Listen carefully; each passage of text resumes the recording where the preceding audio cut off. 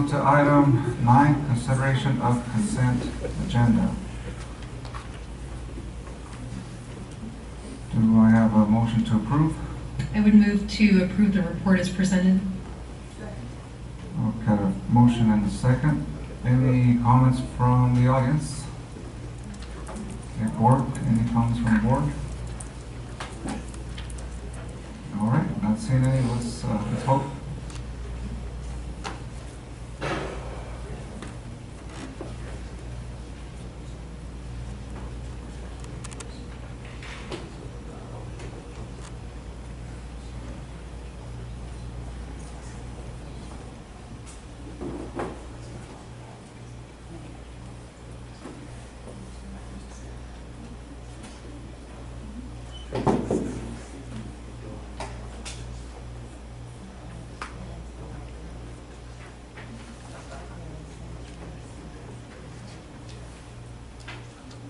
All right, that's unanimous.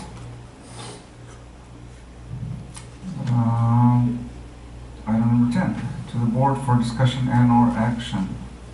Item A, authorization to award bid 2017-06 Literacy Center. I think this is pretty straightforward. If you have questions, we'll defer to Dr. Schultz, but basically this went through the bidding process. It's a part of our transformation grant to open up a new literacy center, and you see who Hobbs Construction is the responsible bidder for the project. It's recommended you approve. Got a motion by Trustee Rodriguez. Second. Second by Trustee Ochoa. Any comments from the board, from the audience? Any comments from the board? Okay, not hearing any. Let's vote.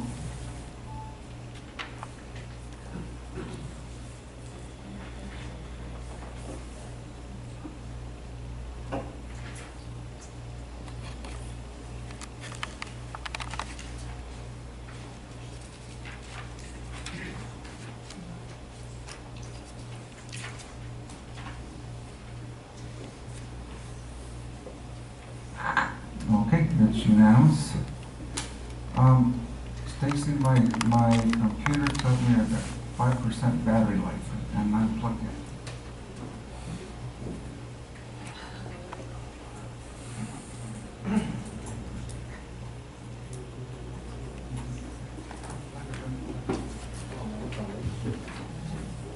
Excuse us 1 second.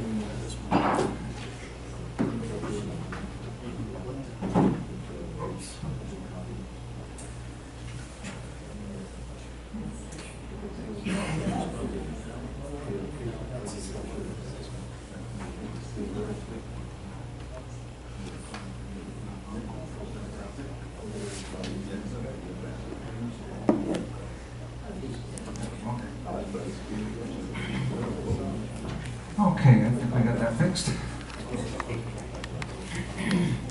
We are on item B, authorization to award bid 2017-07, the Veterans Resource Center, exterior upgrades. This also followed the process. RH Construction was the lowest bidder. It's recommended that you approve moving forward with this project. I will note that it came in about $16,000 higher than we anticipated. This is partially funded with the donation from the Gallo Foundation. You've also allocated one-time funds, and we have contingency funds to cover the additional costs. I move we approve. Got a motion and a second. Any comments from the audience? Any questions or comments from the board? Hearing none, let's vote.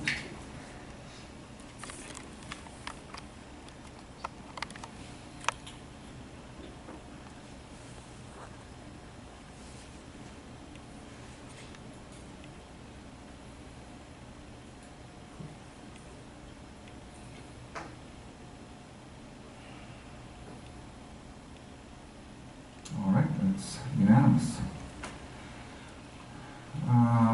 Item C, District 5-year construction plan 2019 through 2023. This is essentially a rollover from the plan that you guys approved last year.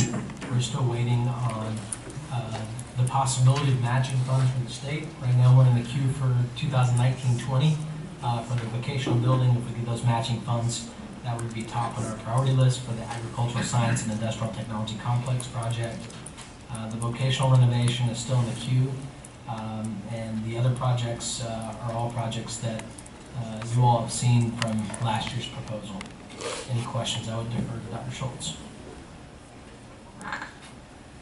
Okay, so let's get a motion before we go into questions. I so move to approve the 5-year plan. A motion by trustee Ochoa, And I'll second. second by trustee Ramirez. Any comments from the audience? Any questions or comments from the board now? All right, not hearing any. Well, let's vote.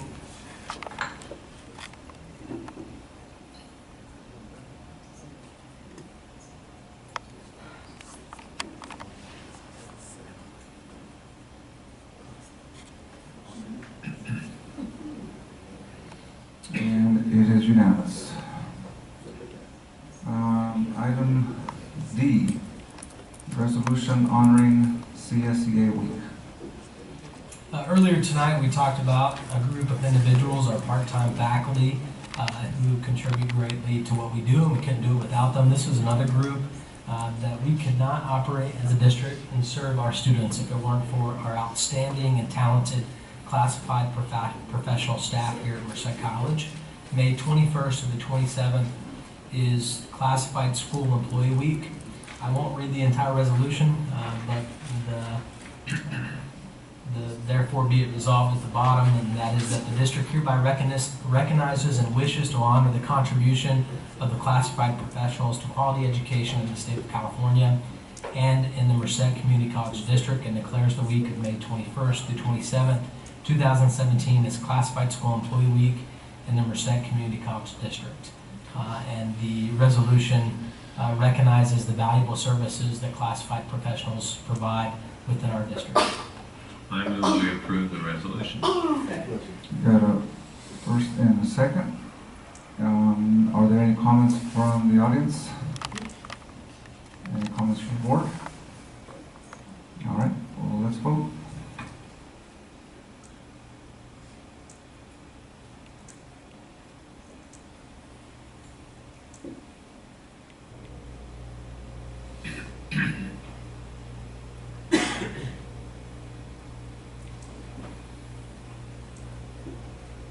All right, it's unanimous.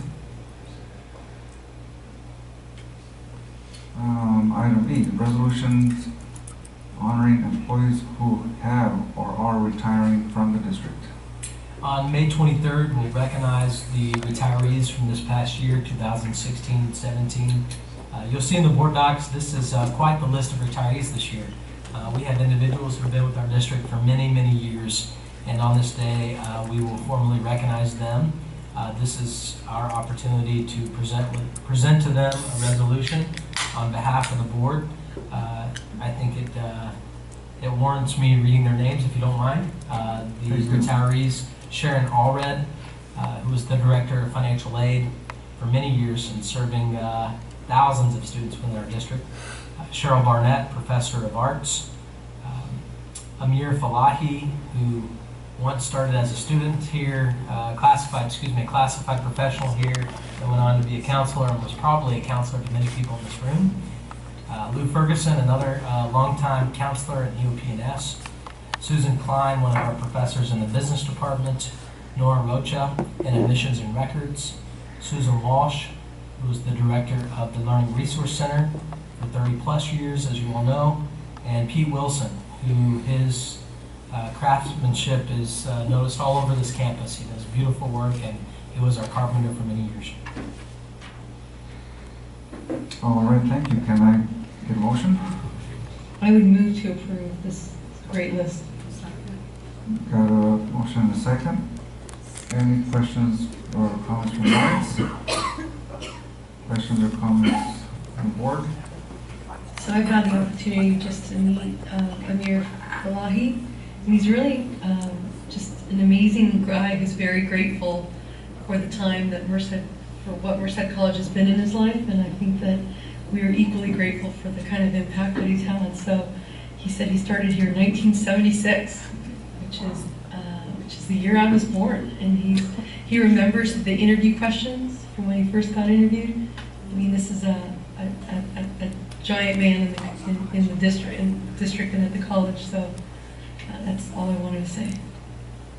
All right, thank you, and we appreciate all their hard work as well. So, let's vote.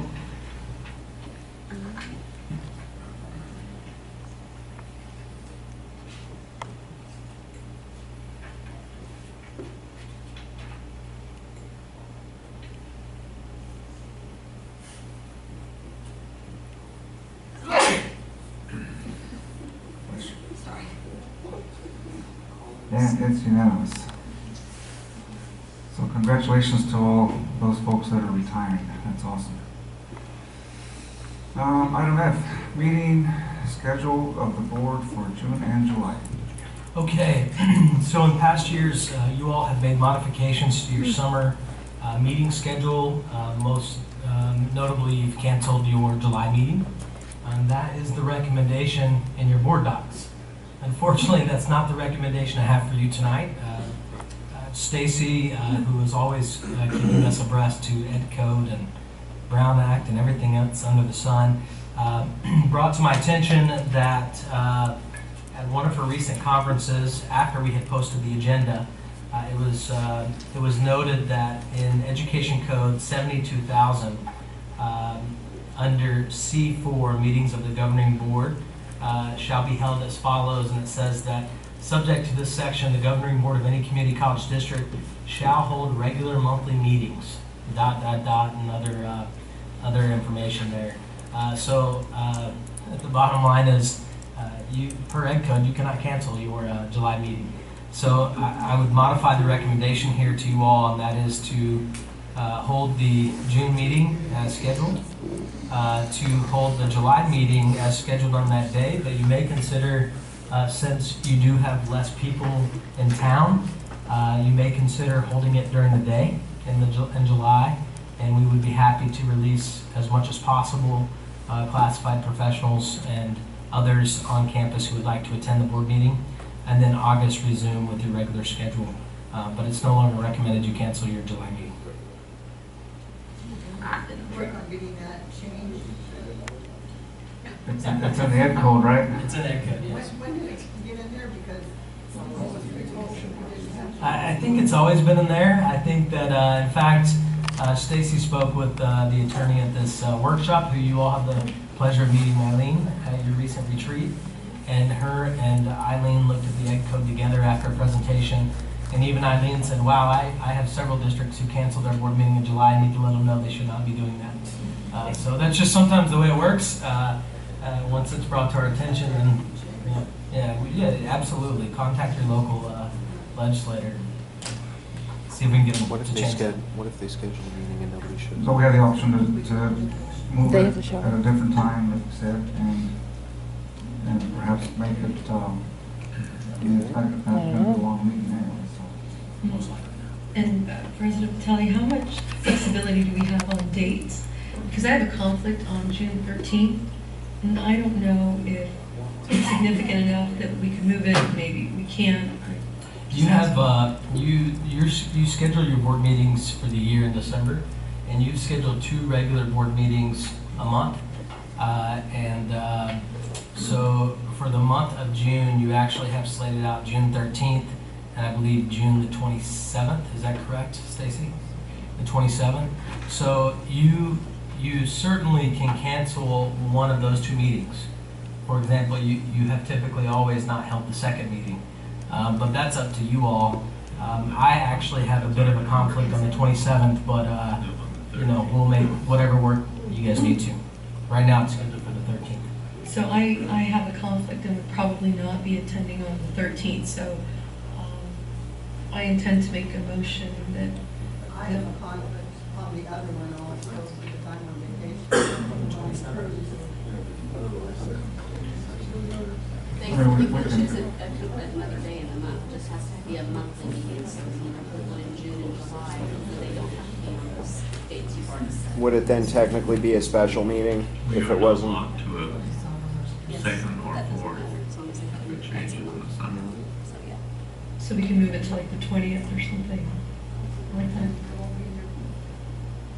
Not even through the 28th. No, I can't remember if there was anything fun. Well, I think that I hear board member Jordan saying that he's not available on the 13th either, so it might be a tight meeting, but it's okay. So can we move it later in that week? Can it be the 14th or 15th? Or the 12th?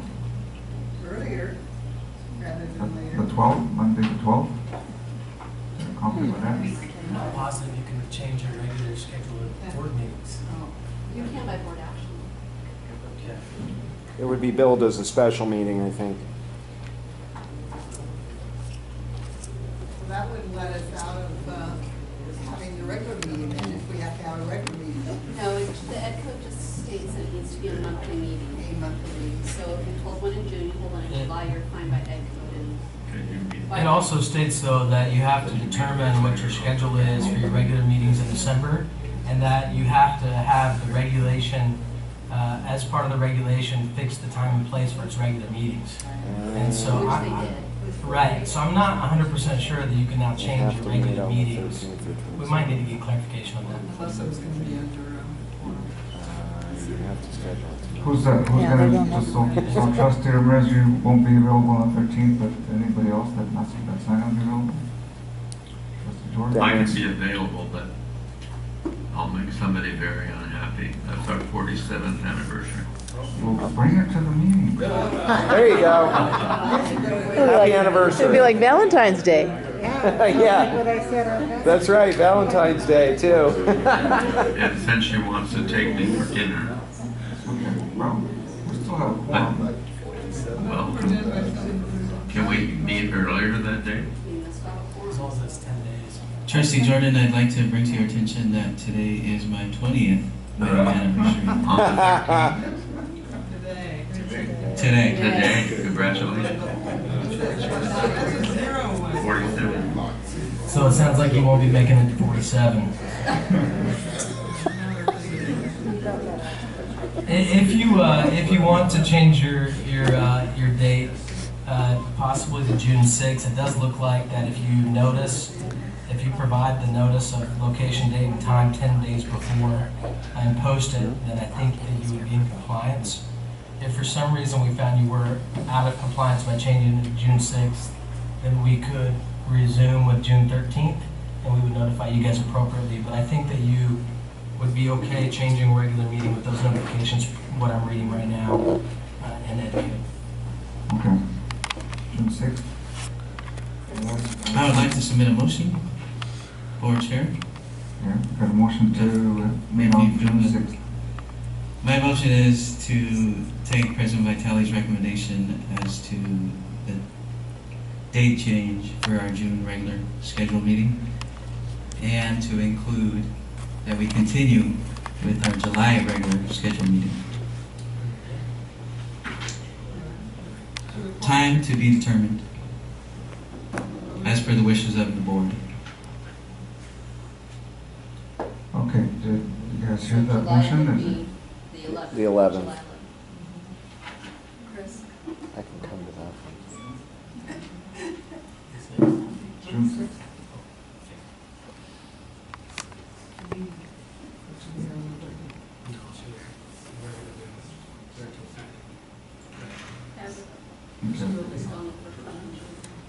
So we have a motion on the floor. Got a second by trustee Legar to move the meeting to June 6th, unless we hear otherwise from President Vitale. The person who helps us with the most of the meeting can't be here on June. Our staff person. No, Still have Stacy, you can be somebody. here the 13th, but not the 6th. So I'm just, I mean, we need to like figure out one of those schedule things. Taking somebody in your place? I don't know how much, but I just wanted to. Yeah, we've talked about it. If we had to have a meeting in June when she wasn't able to be here, we'll work with Denise Butler in Joanne's office to back her up on the day. So we've got the motion and the second on the floor. Are you okay with that? Repeat the motion. The motion is to change our June meeting to the first Tuesday. Unless we hear otherwise from President Matelius. We can't do it to lose the air code. And then, Well, I hope he will need to ask forgiveness for all the times in the past several years that we've changed our board meeting. The dates, many, many times. and then to also, time to be determined for the July 11th board meeting. Is there a way we could just set that there now? 2 o'clock or 3 o'clock? So we need to amend the motion? Or to add it? Okay. Well, I can accept that as a friendly amendment to my motion. No problem. To indicate the time of the June meeting. What did you say, Stephen? 2 or 3 o'clock, so 2 o'clock. 2 o'clock? Okay. So everybody got that?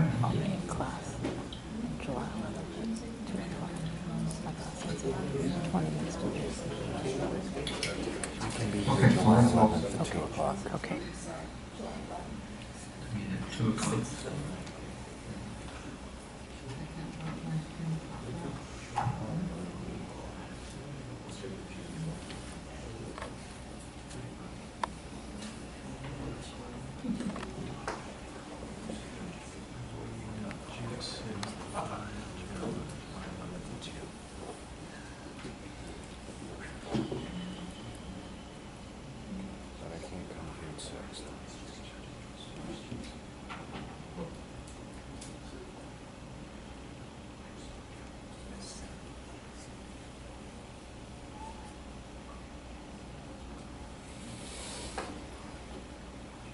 Okay. And after almost an hour, it's unanimous.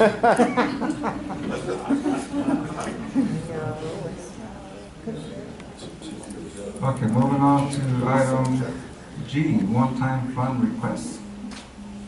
Okay, as you all recall, the district was given unprecedented amounts of one-time funds several years ago, and it was the intention of the board to be strategic about how we spent those funds. We brought many requests to you all, and there's approximately $2.7 million of one-time funds still available.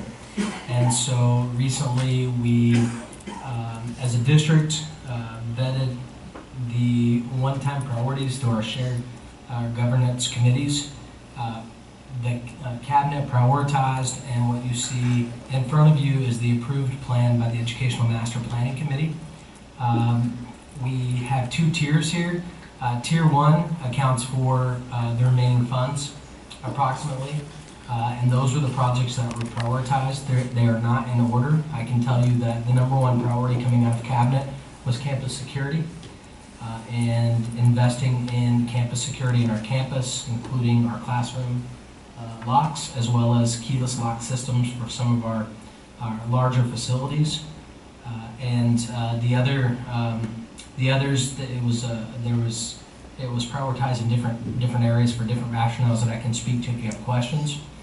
Tier 2 would be the additional funds that might not be spent. A lot of times when we do these projects, sometimes there are dollars left on the table, and they are put into contingency funds. For example, we've allocated $94,000 for the Lexmark Perceptive software. It may come back that we spend $89,000, and so then those dollars are put into contingency, and that adds up pretty quickly. And so we went ahead and prioritized, since it had already gone through the shared governance committees, a tier 2, and so there's a combined list. And then you'll see the note at the bottom, so we don't have to come back every time there's a couple $1,000s on the table.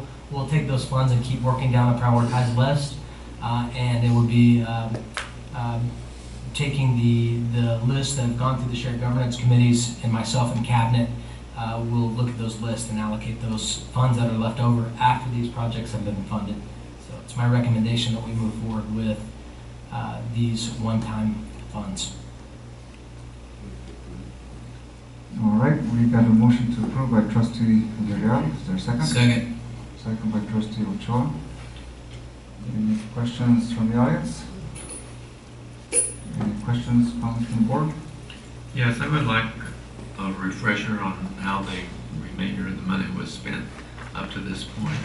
What were the because I know we talked about a lot of different things. If you'd like, I think that would be an appropriate presentation to bring back to you. We've spent approximately We've allocated that much. Yeah, that's right. So we haven't spent all the money that's gone through. Some of the projects are still pending.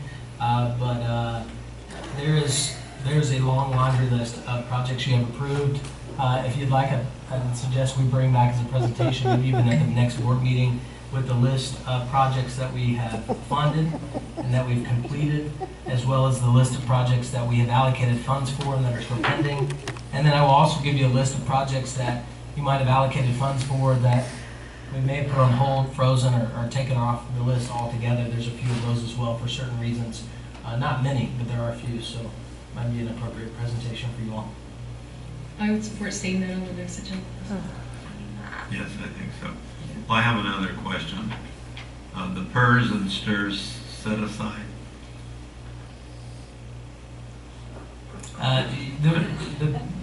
The PERS and STIRS set aside is a very modest amount compared to the increases we'll see in the next couple of years. We'll see increases, well, this year it was a 16% increase, I believe, overall. Next year, I want to say 19%. And that's on top of what we're paying right now. And so each year, I think next year the increase is approximately $950,000 that the district will have to allocate to make up for the increases in PERS and STIRS. $300,000 is a small amount to help us pay for that increase. In fact, it was discussed quite a bit at cabinet that if there are additional funds after we're done, we probably want to put a little bit more into those contingencies for PERS and STIRS to help with the unprecedented amounts we're having to come up with. And that is one of the reasons they set these funds aside several years ago. Did I miss anything? You want? Yeah. The problem is they're one-time funds, so they really don't get set aside for that, but it does help. Well, I did not ask that question because I'm against it.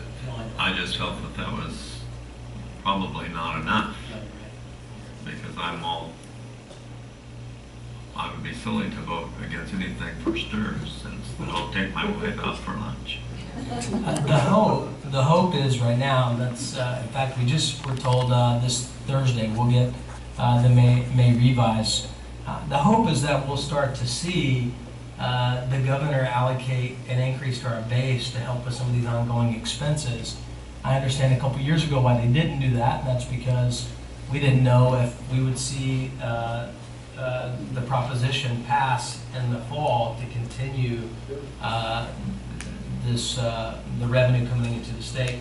Unfortunately, we didn't see an increase in the base. We saw a little bit of a decrease in our base in the January budget, but that's been the discussion around the state, that hopefully we'll see an increase in that base to help offset these costs. But you're right, I mean, $300,000 is a third of what we need for next year. And so if we need to set aside more dollars once we've allocated money for these projects, we certainly can, but this will help tremendously on paying down next year's expense and increase. Thank you. Any other questions? Board Chair Gutierrez, I do have a comment, if I may. I Go just ahead. want to say that we are living in very different times, and I want to publicly commend the Shared Governance Committee, Cabinet, and the Educational Master Plan on making our campus security a top priority. And so, good job. We haven't passed it yet, but it's gotta be. Any other questions, comments? All right, let's vote.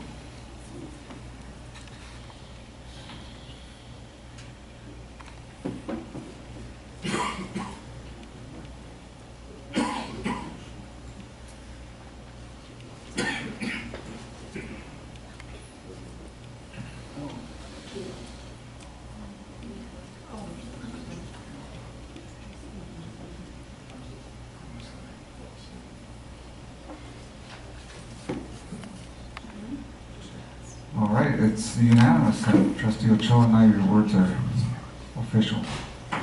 Thank you. This is exciting. I don't think I've been around where we've allocated this much money to so many important programs, and echoing what Trustee Ochoa said about the campus security. That's a big one as well, so thank you all, and